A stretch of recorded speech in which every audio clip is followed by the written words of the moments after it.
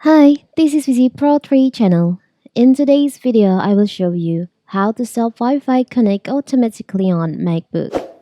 So, nowadays, free Wi-Fi network is available everywhere like shopping mall, coffee shops, and airport. You might have connected those free network in your MacBook for an emergency use to browse the internet.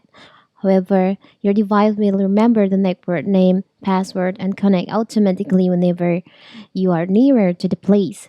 But what if you don't want your MacBook connect to the Wi-Fi automatically? It's very simple. First of all, you can go to System Preferences. From here, you can go to Network and you can choose on Wi-Fi. You can select on network name. I'm sorry. You can select on advanced,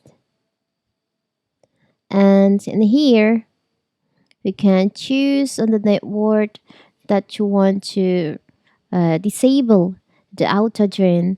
For example, like this one, you can remove the checklist in here, and also this one, you can remove the checklist so your MacBook won't be able to connect automatically to the Wi-Fi that you choose. It's very simple, right?